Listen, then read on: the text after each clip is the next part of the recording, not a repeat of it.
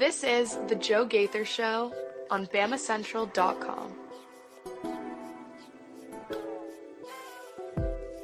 Good morning, Tuscaloosa. Good morning, Tuscaloosa, Internet World, West Alabama. How are we doing today on a Tuesday? It's the Joe Gaither Show on Bama Central, BamaCentral.com. You guys are hanging out with us on the Bama Central YouTube channel. You're hanging out with us on the Bama Central Facebook page. You're on my own social media machines on Twitter at Joe Gaither6. You can find us on Spotify, Apple Podcast, Amazon, wherever you get your podcast. You can find the Joe Gaither Show on Bama Central, and we're going to have a lot of fun here on a Tuesday with our man Mason Woods inside the Derek Daniel State Farm Studios. You can call Derek for all of your insurance needs at 205-758-3391. Like a good neighbor, Derek Daniel is there. Home, life, auto insurance needs, renters, boaters, trailer, RV insurance needs. You can call Derek for all of your insurance needs at 205-758-3391. Like a good neighbor, Derek Daniel is there. Call and see how much he can save you today. What are we going to do today on the program? We are going to talk about Michael Carroll. We're going to talk about Lotzeir Brooks. We're going to talk about really lots more that happened in this ULM game. Do we need to get more touches for AK Deer? We're going to talk about a lot of stuff that we saw in this ULM game with our man Mason Woods. Follow Mason Woods at MAWoods_ on the Twitter machine. You read his work right there on the Walsh Writing Network, writing all things recruiting for Alabama, Missouri, Vanderbilt, and Boston College. Mason Woods, good morning. How we doing? How was the weekend, sir? It was a good weekend. Good weekend. Good football games to watch. I was happy with Alabama's performance. I was telling you right before we started recording, very happy to have been as wrong as I was about what they were going to do on Saturday. They proved me wrong completely. And then had a great NFL Sunday. Pretty good, entertaining game last night. And unfortunately for you, it did not go in your favor, but it was entertaining nonetheless. Pretty happy with the weekend altogether. Missouri got a big-time basketball commit this weekend. That was great. Good for them. So good things happening. And they won the border war. Oh, that game was electric. It was an amazing game, really. You had a lot of great games this past weekend, especially Really college did. football. Ole Miss, Kentucky ended up being good. South Florida. Yeah. Thank God South Florida, when they come to Tuscaloosa next year, they won't have Byron Brown or Alex Golish. Yeah. Alex Golish is getting hired somewhere. It just might be Florida. Arkansas. Yeah, or Florida. Yeah. Oh, man. Yeah, that was a lot. Did you see the video that they posted of the guy that filmed the game-winning field goal with a Nintendo DS? Oh, no. It was great. It was the grainiest, most awful footage you've ever seen, but it was hilarious. It's him storming the field, holding a DS, and then you see the, really just grainy, bad audio footage. It was good. Good stuff. Was that intentional? Yeah, good stuff from the media team. Just funny. It's a meme these days. Okay, all right. So they meant for it to look grainy and old. Yes. It's part of the joke. Okay, awesome. You had Oklahoma beating Michigan. Oh yeah, that was great. Bryce Underwood came back to earth a bit. We were right about that. All the games that we picked on Football Friday, except for the Alabama game, were really, really good. Yeah. Iowa State ended up being good. Yeah, it was a great weekend. I offered Theo 3 minutes yesterday to talk about the Giants. He passed. Do you want 3 minutes to talk about the Titans? I'll take a few minutes to talk about the Titans. I am tightening up on this Tuesday morning. I know they lost, but this season is not about wins. This season is about finding out if Cam Ward is good or not. And I think he showed a lot. The offensive line did not really give him any help. His receivers did not give him any help. But I came away thinking, I think he's got it. I think he can do it. Made some really, really nice throws, especially out on the boundary, across the middle too. Guys just weren't catching the ball. Guys couldn't get their feet in bounds. Offensive line couldn't block for him. Run game couldn't really get going. Tony Pollard had a decent day. But overall, this team sucks. But I think Cam Ward is good. All right, Cam Ward, tighten up. Calvin Ridley, he might be dead to me, unfortunately. No. I made yeah. I started him. He is on the trade block as of this week. Oh no.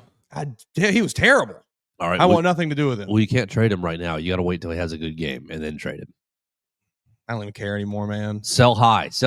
I was mad. I let the haters get to me about benching Bill Krosky-Merritt, thinking he's a rookie. It's a good idea to bench him week one. He's not going to do a whole lot. He had a good game. He had a great game. He had like 16 points. Oh, That's perfect for running back. I know.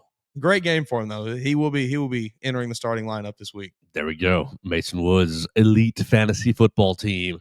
I'm passing on talking about the Bears because the Bears stink. That was and tough. It just is what it is. It was a good first half. It was fine. Defense looked real good. It was fine. JJ McCarthy. Maybe it was just JJ McCarthy looking really bad, Yes, mind you. But yes, exactly. JJ had a slow start, and then our defense was fine. I posed this question to my friends last night and didn't really get the response I was looking for. Is JJ McCarthy just Baker Mayfield, but with like a way worse personality? Or it's just only in crunch time he shows up? Because he was horrible last night until literally the exact time he needed to be. Well, I think JJ's an okay player. We'll see. Yeah, he's a better than okay player. He's no Caleb Williams. Yeah, maybe. Caleb Williams, we're talking about you. That one play, that throw to Odunze on the sideline. It was nasty. Oh, man. But you've got the nasty throw to Odunze on the sidelines, but you've also got a horrible overthrow to DJ Moore that one was tough. Probably would have been a touchdown. Cam Ward had one bad for overthrow too. I don't even remember who it was to, but it was a tough one. All right. Oh well, all three of our NFL teams lose: Giants, Titans, and Bears. And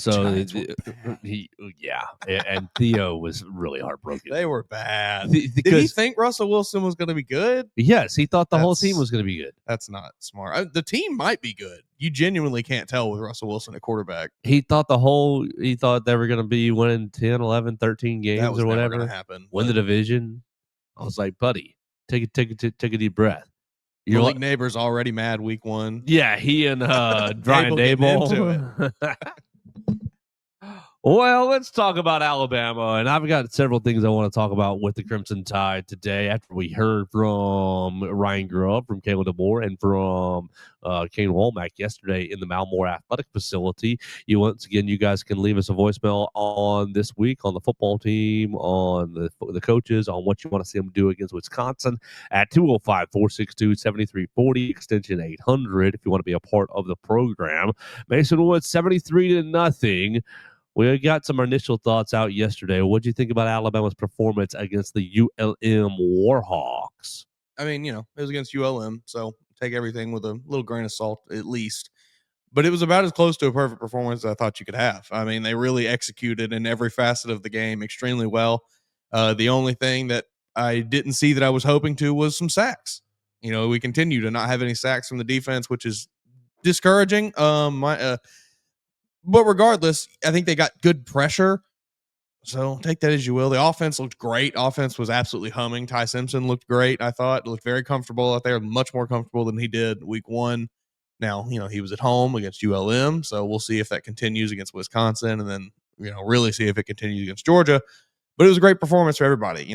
Austin Mack didn't quite live up to what I had hoped he would do. That overthrow was a tough one, but I thought he looked fine. Keelan Russell can spin it. I think it's probably writing on the wall says that Austin Mack may be transferring at the end of this season, but we will see. I'm very happy with what I saw. A lot of effort.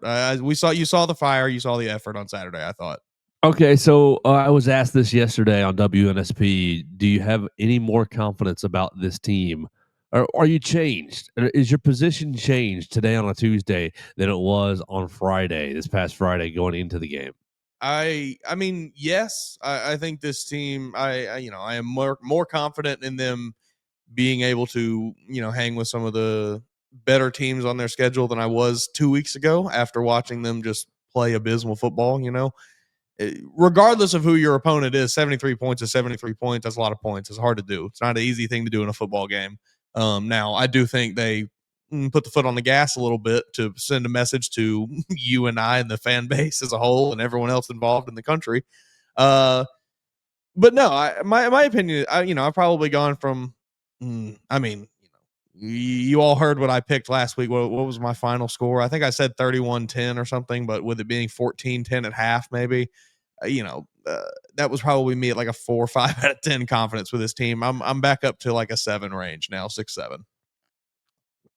Okay, all right. That's good. I think that I basically answered no. I think the team that I went from thinking this is a 6-win football team to, all right, we at least got 9 on the schedule probably. Okay, there you go. Back to you look at all the Vegas odds in 1 week. Basically, if you were trying to fade Alabama, um, or yeah, if you're trying to fade Alabama's opponent and ride with the tide, last week was the week to bet on Bama because all the games went back to Alabama as underdogs. Yeah. Well, this week after the 73-0 win, Alabama flipping back into favorite mode for most of the rest of the schedule. So if you were trying to bet on Bama plus points, you should have done that last week. Yeah, still not. I mean, I still don't feel great about this Georgia game coming up. Still don't feel wonderful about really even Vanderbilt because they looked really good this week.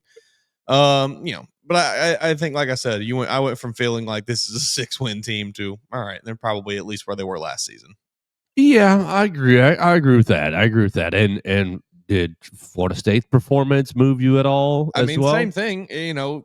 What was it? 66 they scored, 77 they scored. They scored a really high number. Yeah, it was a ton of points. And regardless of who the opponent is, it's not an easy task. So they are a good football team. They are not 2-10 Florida State. They are probably 10-2 Florida State. Yeah, look at that Florida State schedule. They've got some tough games remaining, but even if they lose all their tough games, they're a 9-3 football team. Yeah. If they beat one more tough team, they're probably going to be looking at 10-2. Yeah, it's a good football team. Remarkably improved from last. I truly don't know what happened last year. Well, our man Dustin Lewis said that they got the wrong transfers in last year. I mean, I guess it is just that simple. Yeah, he said that they swung and missed in the transfer portal, but this year they felt like they had hit some home runs, and seemingly they did. Looks like they might have, right? So Alabama 1-1. That felt weird seeing on the score bug there. 0-1. Yeah, not fun. You haven't seen that in 20-something years. 1-1. Mason, did you go visit the Austin Mack camp? Did you go visit the Keelan Russell camp this weekend because of the other two guys getting some playing time and looking pretty good, pretty talented? Let's see. Austin Mack went. Oh, I just had it right here. Austin Mack was right there passing 8 of 10 for 80 yards and 2 touchdowns. Keelan Russell 6 of 8, 65 yards and 2 touchdowns. So pretty good completion percentage for both the backups. 4 touchdowns. What's that? 145 yards between the two of them. Yeah, I think Austin Mack unfortunately has a bit of the Joe Milton issue.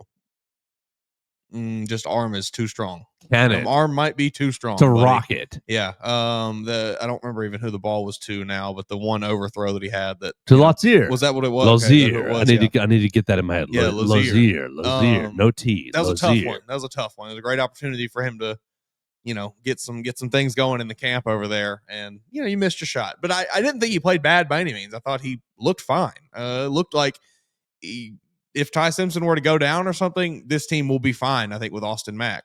Honestly, I think they'd be fine with Keelan Russell, too. Both of them looked great. Keelan had I was texting my dad about it. It felt like watching Tua play as a true freshman when, whether it was against that Vandy game where he did the little spin touchdown pass to, I think it was maybe Ruggs in the corner of the end zone there. And it just like, oh, okay, that's a little special, the way the ball comes out of his hand. You saw that with Keelan Russell for sure. So, I mean, I'm very encouraged by what we saw from the two backup quarterbacks. I really feel like either of them give you a decent chance to win, if something were to happen to Ty. Encouraged enough to have a quarterback controversy on our hands. You see Everett Osmer chiming in, thanking you for wearing a different hat today.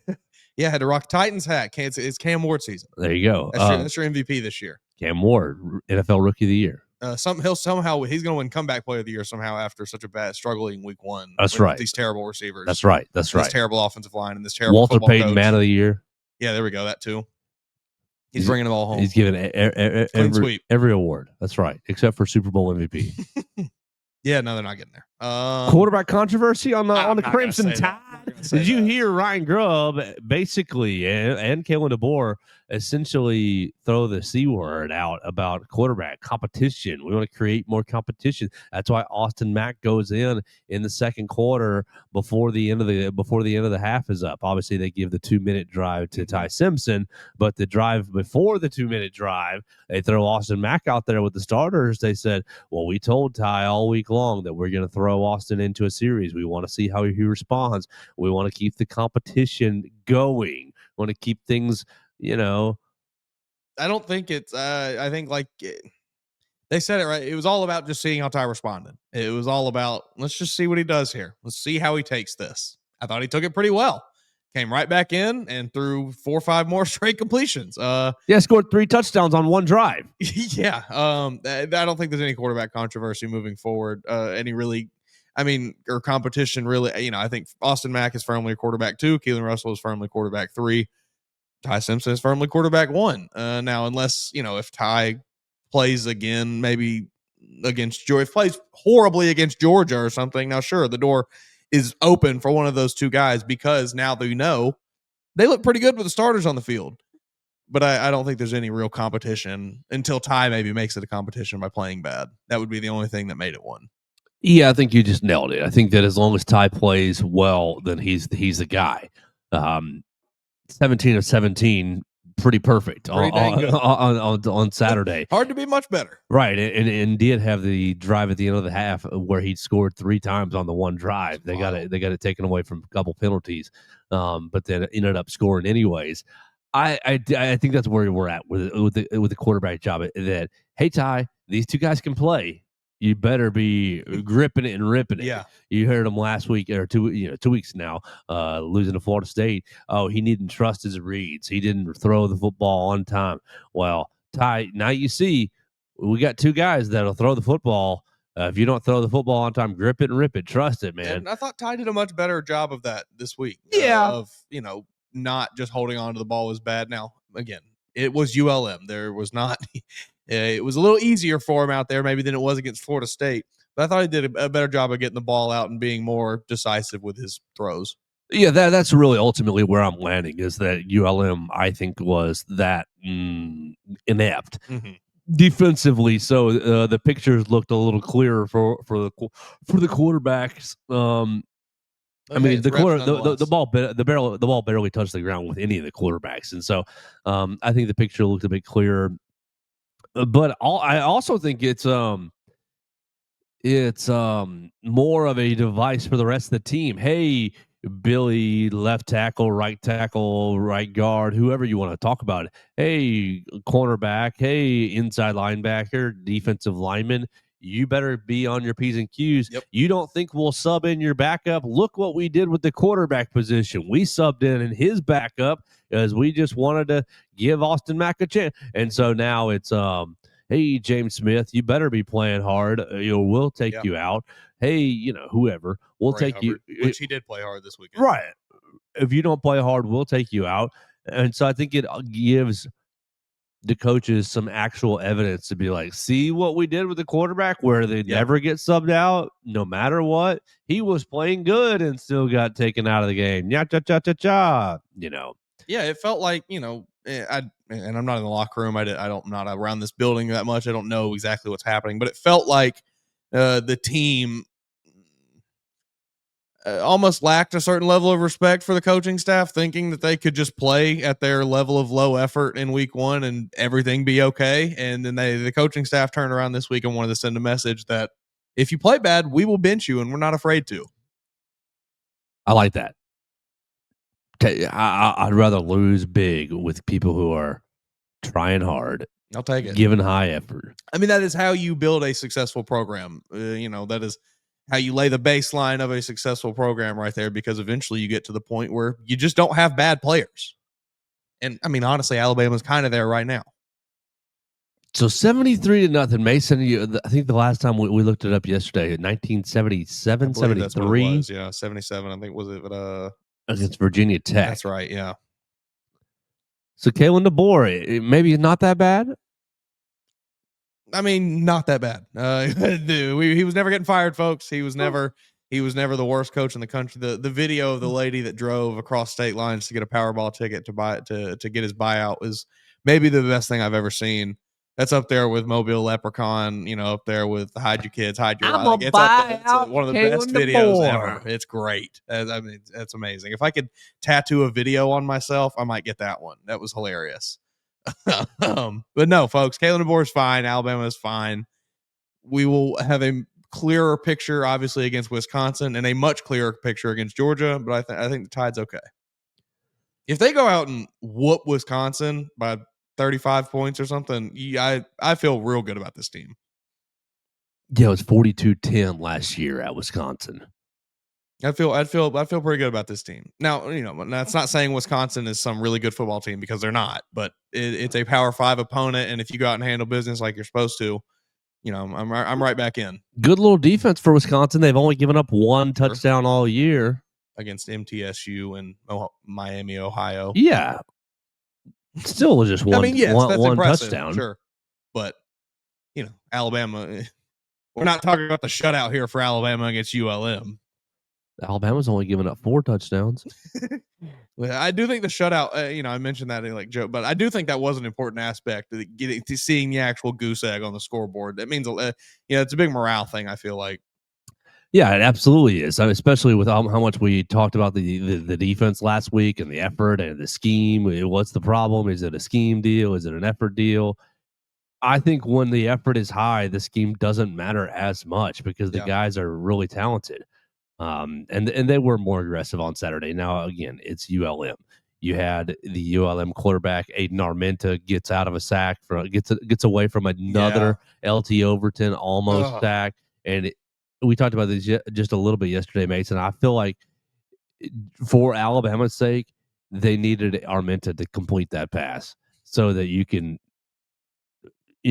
oh man, you went from a negative 7-yard play to a plus 40-yard play.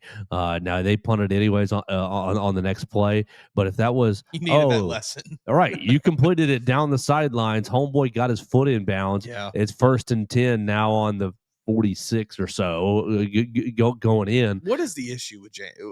I mean, what is they play too high?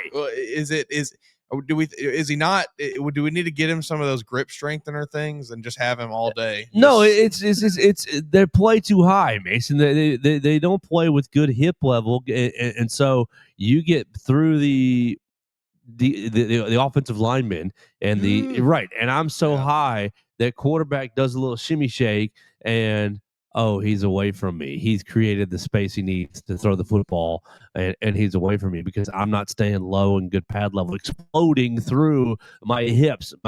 Just drives me crazy. It is frustrating. Yeah, it is frustrating. Maybe one of these younger guys can do it.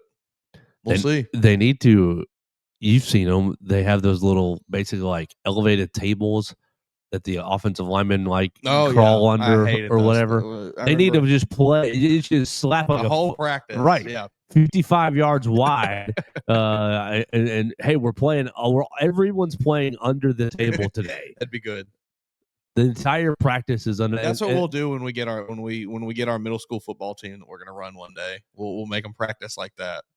And everybody's going to be squatting around. Yeah. Coach, my quads are hurting. Best football team in the league. Low man wins. Coach, my quads are sore. They won't be once you keep doing it long enough. That's right. We'll take the table away on game day, and you'll be great. You'll be flying around. That's right. It's like wearing like a 4 times weight vest. I guess that is the issue. I guess it is a technique thing. Which is disappointing because then it feels like maybe it's a coaching issue, and you start to point at the coaching staff maybe, and I don't know. It's tough. We talked about it this summer, but how far away are you on Alabama needs to move on from Freddie Roach? Getting closer and closer. Yeah, because I was really far away. I was too, because of the recruiting aspect. I think the recruiting, the what he brings from a recruiting standpoint is just so valuable to this program.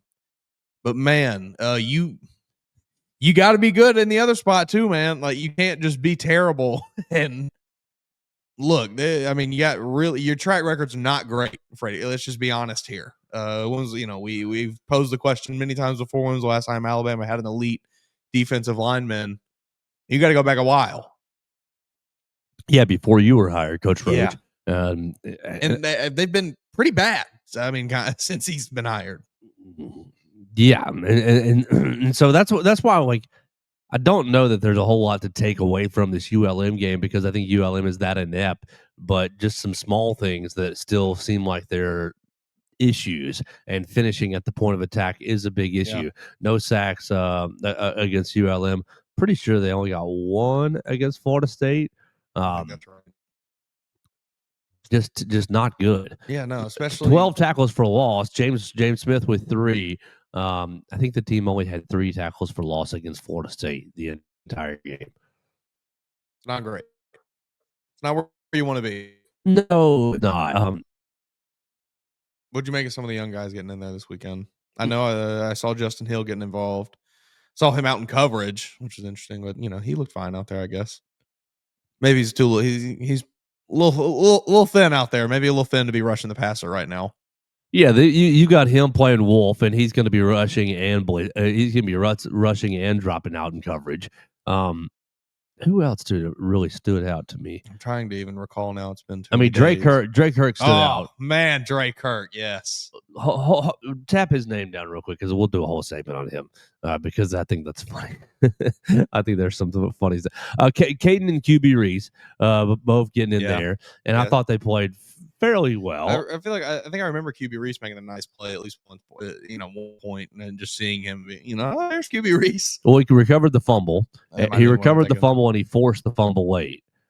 So he was in on two turnovers. Caden Jones recovered the other fumble. So great job. You saw Steve got in there. Steve Bonabumwa and 31. Keon Keeley also got in the game as well. But just, I mean, you're playing ULM. I don't really. This isn't even the bottom end of the SEC. You should have come away with 3 sacks in this game at least. Yes. All right, let's talk about Drake Kirk before we go to the right tackle. What do you make of a guy going on to be? We did the social media stuff last week. Did you see this? I did. Okay. We did the social media stuff last week. Is social media killing this team? Blah, blah, blah. Is this team too motivated by social media? Blah, blah, blah. Oh man yells at clouds. Well, Drake Kirk, before he got into the game, well, let me see if it's before he got into the game. I saw that it was at halftime. It was at halftime. That's where I saw it, at least. Second on the team in tackles. Okay, that's a special teams tackle. All right, he's in the game defensively in the fourth quarter. But in the second quarter, he gets a special teams tackle. Connor Talty kickoff. We can talk about squib kicks if you want to. But basically, at halftime, he knows what was about 45-0 at halftime. Like that, right? You're a big at halftime scoring, and 42-0. And you think, okay, well, I'm probably going to get in the game, and they've probably talked about this with all the young guys. Hey guys, if we're up big, be ready. If we're up big, be ready. It's your time. It's your night. Yada yada. You're going to get some reps. We're going to get some tape out there. Drake Kirk pulls his phone out and goes on to Instagram and takes himself a little selfie and posts that up. Now, one, I don't care, but I'll just say that off rip. I don't care because it takes how long to take a selfie? It takes about 12 seconds to take a selfie, and I'm sure that he got back to the juice boxes and orange slices and adjustments fairly soon after that. But you've got people, we were so focused, and he goes on the social media, takes these photos, and it's just one photo. It's just him sitting at his locker. He's just face up, not even a smile, selfie. Yeah. And he goes back in the game and gets himself 1, 2, 3 tackles. So 4 on the day with 1 tackle for a loss, 1 forced fumble, and he gets himself thrown out for a targeting call. Is it okay to be on social media? We'll go back to last week. Is it okay to be on social media if you're going to play with reckless abandon? Yes, I think we made that point very clear when we talked about it last week. If you play like Drake Kirkpatrick Jr. did, you get to do whatever the hell you want. You go out there and do that football, play like a human missile out there, you get to do whatever you want, buddy. But when you play like Ryan Williams did in week 1, that's when you don't get to go on social media. That's when you have to delete your Twitch channel. It's very simple. Like it's not that hard. If you play well, you get to do whatever you want. But when you play bad, that's when all eyes are on you, and you better lock it down, buddy. Yeah, like drive crazy in Athens. Yeah, You get to drive crazy in Athens if you're winning. You get to warm up with your phone if you're winning. Yeah.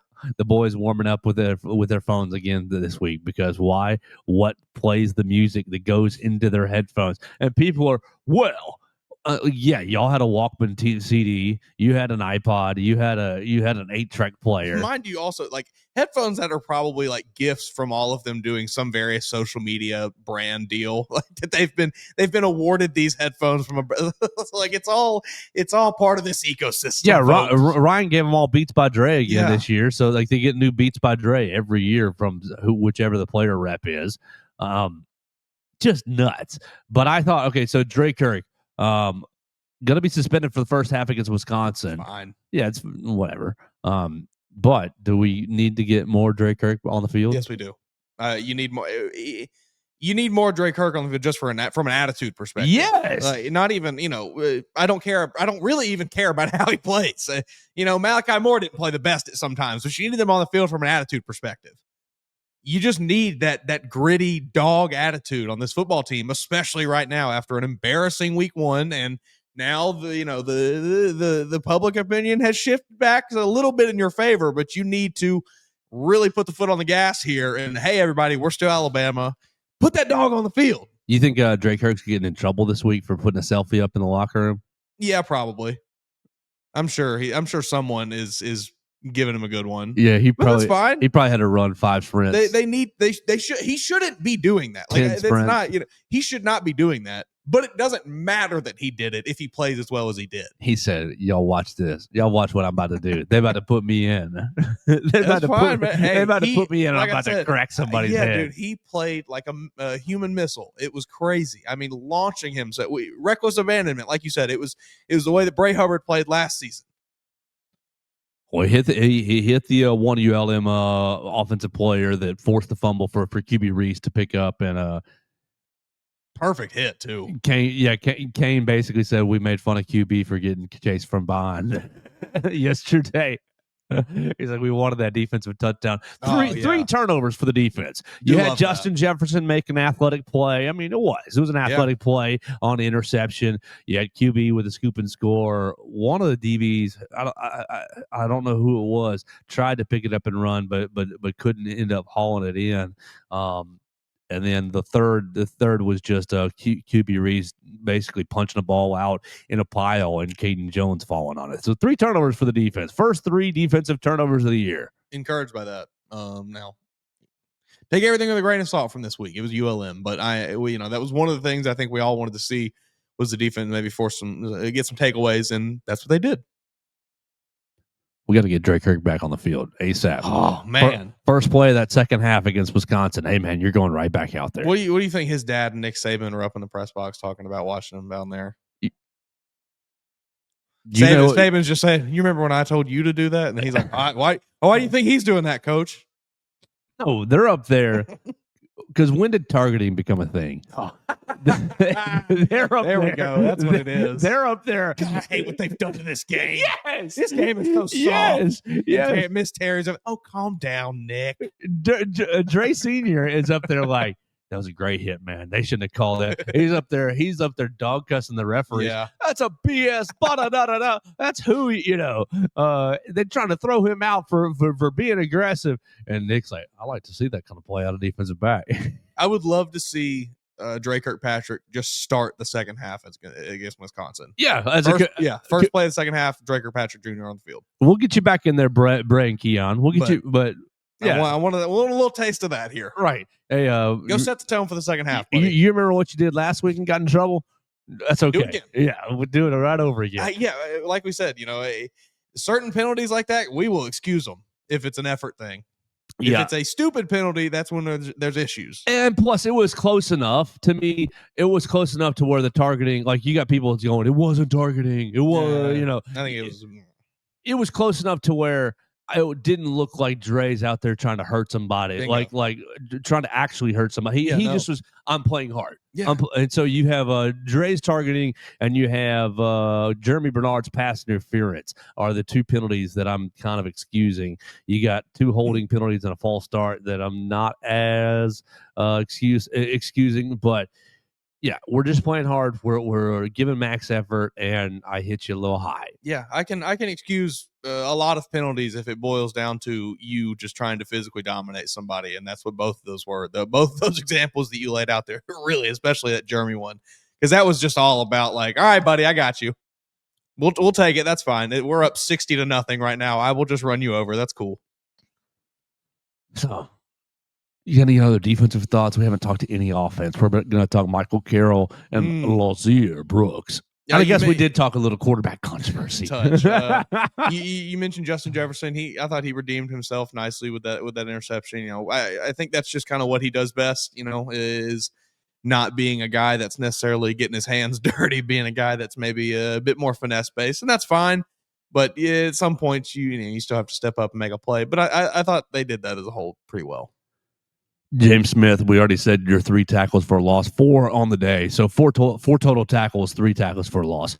Like that's the bar, buddy. Mm-hmm. That's what we expected out of you when we talked about breakout season. Yeah. It's, and ULM aside, that is the expectation. Mm-hmm. So next week, James Smith against the Wisconsin Badgers, 4 more tackles, 3 for a loss and a sack. Go get you a sack. Yep. I gotta see a sack. You gotta see one. All right, let's take a small break right here, and then we'll come back and talk about this Alabama offense. Get ready, Tuscaloosa. New Era Wrestling presents the Crimson Clash. The hottest local wrestling show in town slams into 2 dimes on Thursday, September 11th. Witness the chaos as social media sensation Big Trouble Ben Bishop brings his larger-than-life swagger to the ring. The man is 6'12", he weighs 15% of a metric ton, and is bringing every bit to Tuscaloosa.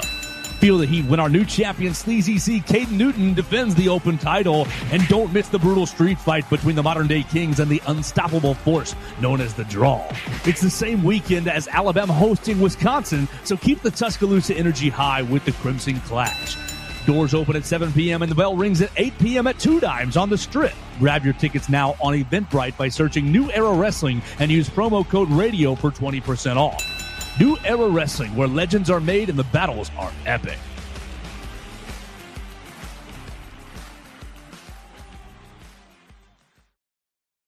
You need length and girth in this league.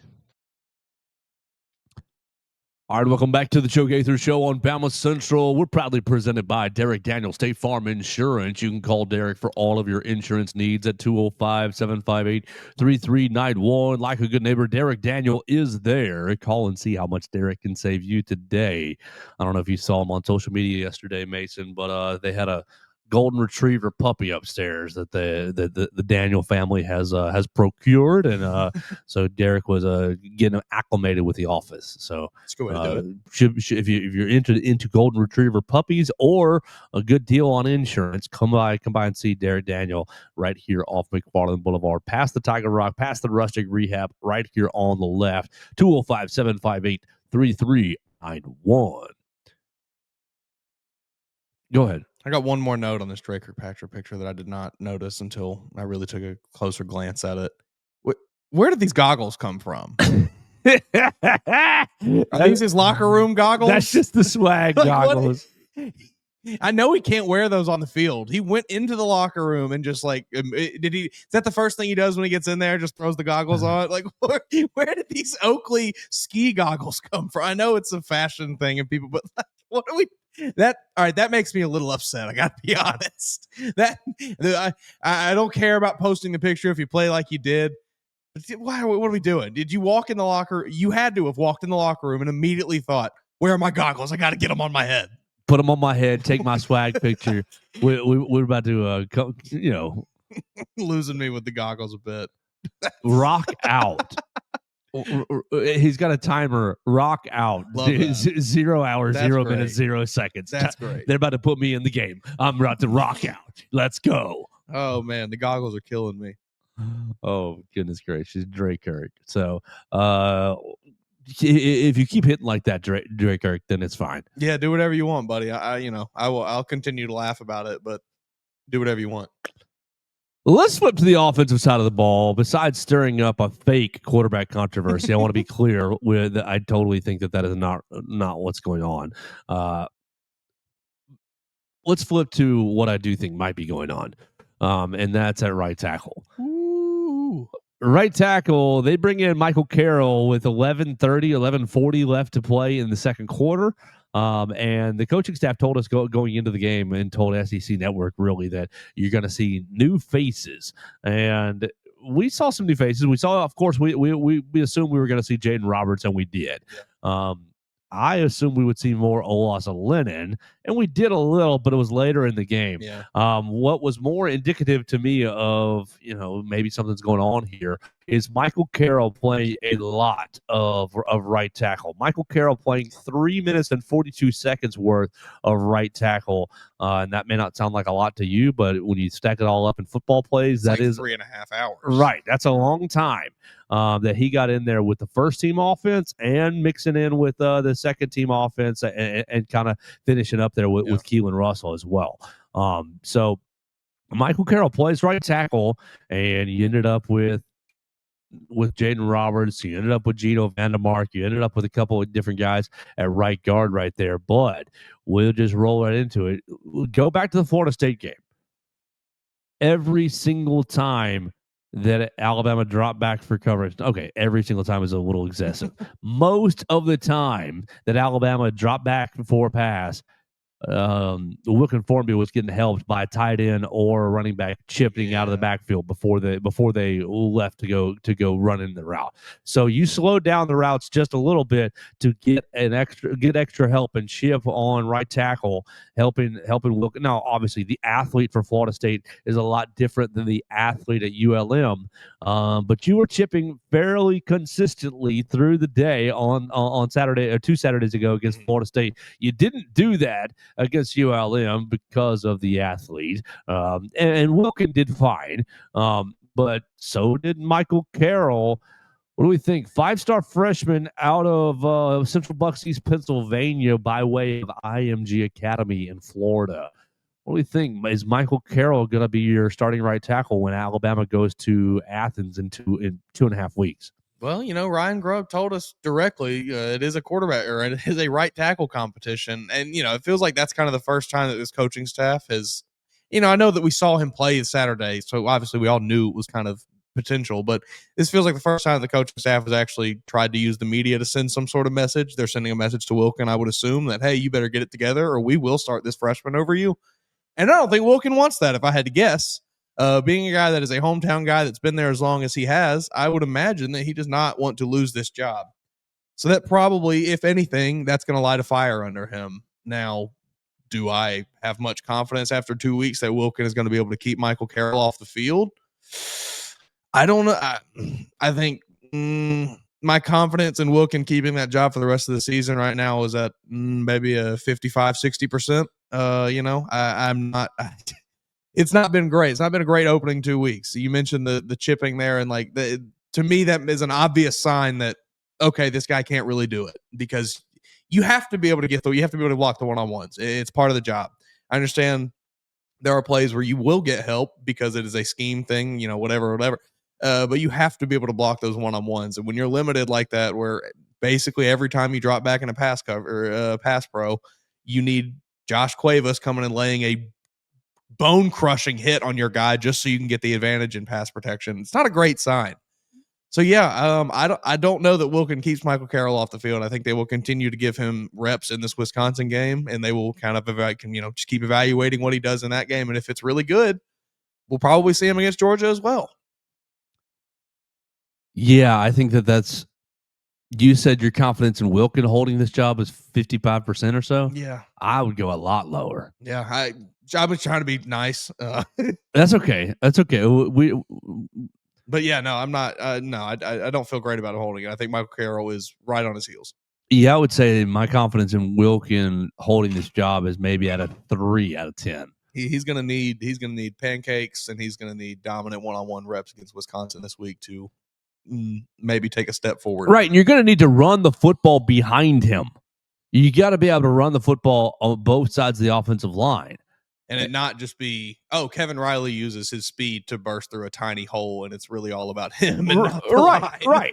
Right. You got to have some dominance and some movement. And I don't know. I feel like there's a general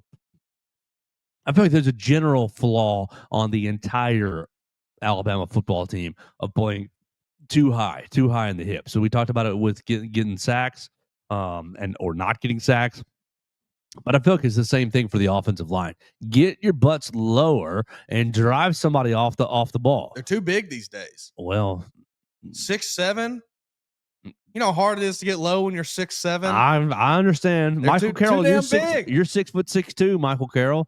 Like they're all just gigantic men. Yeah. Men that I don't want to be tangling with. But like when you're tangling with other large men, you're going to have to get lower, sirs. This is the next wave in football is sub 6'2" defensive linemen that are just bowling balls.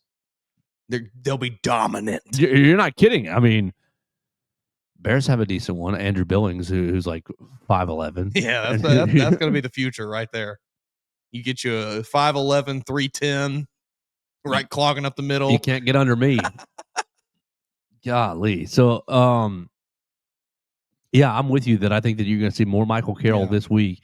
You still have his red shirt out there for three more games. If I'm you, I'm playing you in this Wisconsin game, and if you play well enough, this Georgia matchup is basically like if you play fine against Georgia, you're going to take the job the rest of the year. Yeah, I think I would agree with you on that. Do you think he gets to start against Wisconsin? Oh, just to really say, hey, buddy, we're throwing you out there. We got this. We got these games to burn. Let's find out what we got. I hate to say it, but maybe the coaching staff is thinking we already know what we have in Wilkin. No, I think that he goes in the third series. And I think he probably plays every third series. Would be my just totally uneducated guess. So yeah, I don't think you have problems on the offensive line, but I do think that you're experimenting. We asked him about Jaden Roberts yesterday. He said we played fine, but mentioned that he's still trying to get into game shape. Do you think that Jaden Roberts, once he gets another 2 weeks, a week and a half under him, is going to end up taking the right guard job back fully, and you won't see Gino Vandenmark? Gino will go back into a interior swing player / is he going to is Gino going to challenge Cam Dewberry for the left guard spot? I don't know. I thought Cam Dewberry looked good this week. I thought he was better. Yeah, he was moving. Again, it was ULM, but he was moving guys around. He was playing with some aggression that I maybe didn't see against Florida State. But yeah, no, I don't know. It's hard to say because I think even before Jaden Roberts went out with this ailment, still don't really know. I guess concussion. Before he went out with that, there was already signs that maybe this job was slipping away from him in camp. So I don't know that. I don't know. I think they'll continue to experiment and they'll try to throw him out there and see what they have. But I think you've got pretty much the same player in both of them. I don't really know that one is remarkably better than the other one. All right, so I think you're still in flux with the offensive line, and that's when you're breaking in a new quarterback and you've got all these new skill position players. This becomes a little bit of an issue, and I'm hopeful that Chris Kapilovic and Ryan Grubb and those guys can iron things out on the offensive line ASAP. Let's move to the slot real quick because Alabama debuted new slot receiver Lotzeir Brooks. The T is silent on the pronunciation guide. Let me see. I have it right. Yeah. I have it right here. The pronunciation guide has been updated on Lotzeir Brooks like 4 times now, and it is currently Lawzeer Lotzeir Brooks. So no T in there, but your man's catches what 4 passes for 50 something yards. Let me go over That my sounds sheet right. right here. Was receiving yards right there. 4 catches, 58 yards. Had a long of 19 yards. Was targeted 4 times. One of the targets was that Austin Mack overthrow down the left sideline that would have probably been another touchdown for the Crimson Tide. Yeah, I think so. But we were crazy on this guy, Lotzeir Brooks, all summer long. Did you feel like you were like, oh, yeah, vindication as he was going out there making some plays? Yeah, a little bit. I think he showed a bit of that burst, a bit of that, that speed that we were excited about. I don't remember when it was, but the clip that we saw of him, out running away from somebody, I think it was from spring, all the way back from the spring, maybe.